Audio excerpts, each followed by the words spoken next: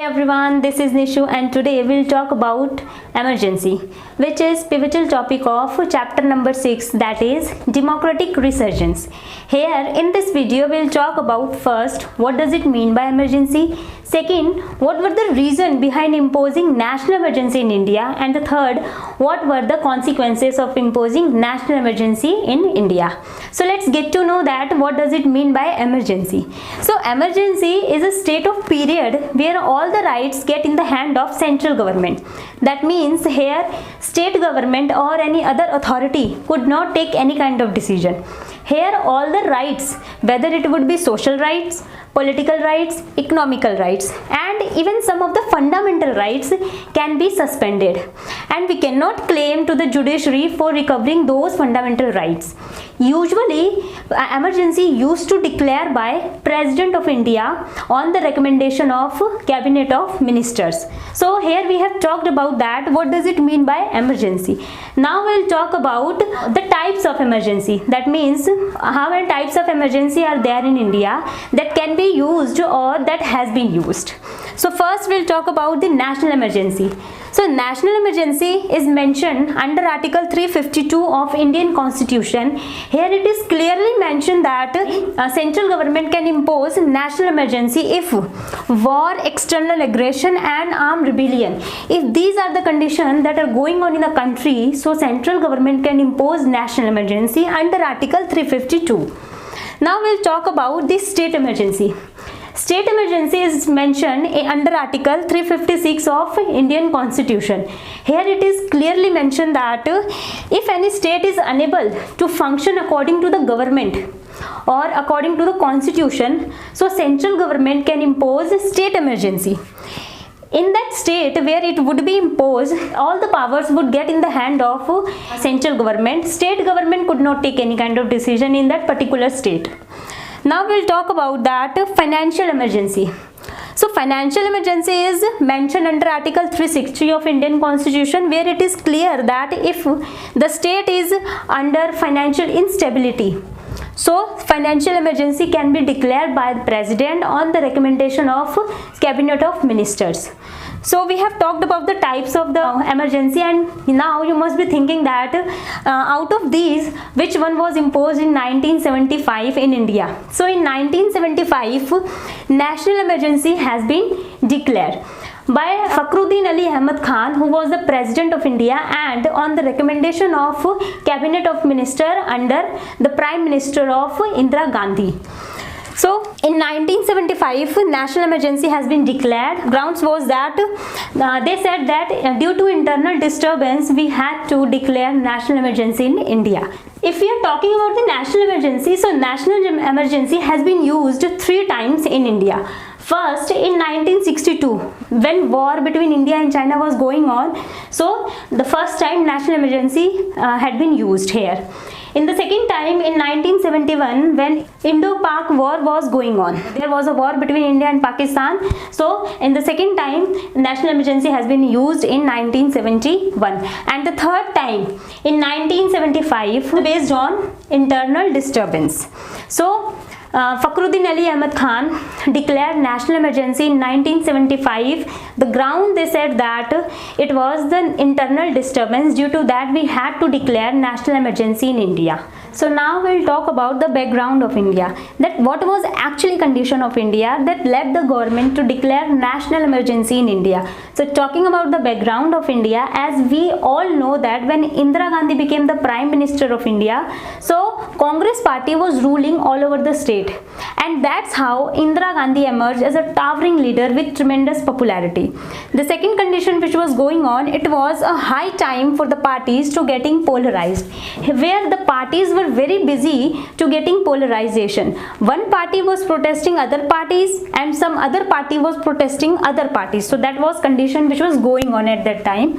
Third, there were a lot of conflicts between judiciary and government.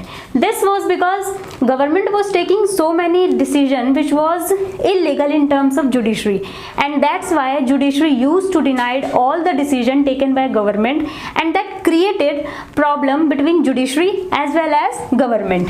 So that we have talked about the background. Now we will talk about the reason which led the government to declare national emergency in India.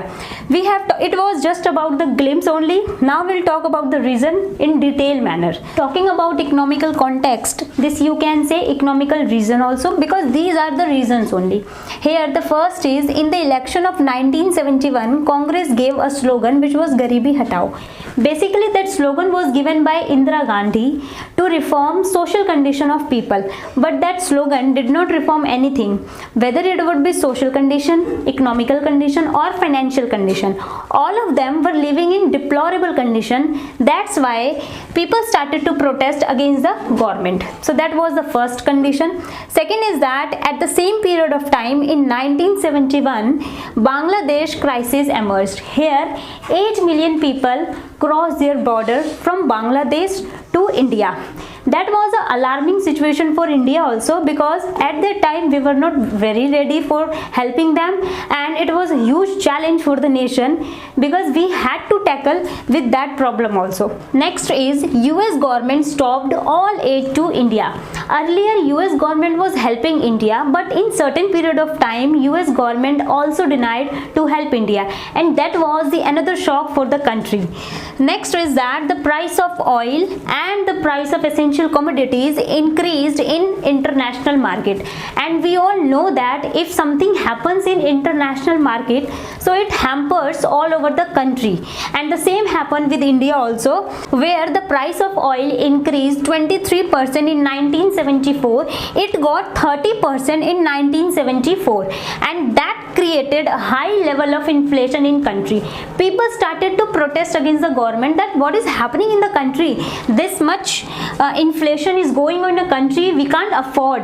People were in very deplorable condition. That's why they started to protest against the government. Next is that the rate of industrial growth got very low and the rate of unemployment got very high. It was a huge challenge for the nation also, because obviously this would happen because if country is facing 8 million migration problem and US government stopped all aid to the India, in international market there was high level of inflation as well as in India also, obviously the rate of growth rate would be low. That happened in India, and the rate of unemployment was very high. People were unemployed, they did not have anything to survive their life. Next is that it was Sone Pe Suhaga for the country. As we all know that India was facing financial problem. For recovering those financial problem, what did India do? India froze the salary of government employees. At that time, Congress party froze the salary of government employees, and that created a huge level of dissatisfaction among the government employees, because where the farmers were protesting, now government employees also started to protest against the government that what is happening in a democratic nation. This is not like a democratic nation, this is like dictatorship where all the rights got infringed. Next is that monsoon got failed in 1972. As we all know that 75% population depends on agriculture, and this is known as the backbone of India, and it also got low. When monsoon got failed, so there was a slight decline in agricultural productivity. When agricultural production got down, so obviously poverty rate and unemployment rate would be high, and that happened in country. So next is, it was full-fledged atmosphere of dissatisfaction where all the people were protesting against the government. They were not satisfied with the decision of the government, and whether they would be farmers, whether they would be government employees, whether they would be students, all of them were protesting against the government. The last is, opposition parties started to protest against government, and they took the benefit of that because they started to mobilize the people. When they got mobilization, so they started a huge protest against the government. So that's all for today. Further topics we would carry on in further videos. If you like that video, so please hit the bell icon and subscribe the channel.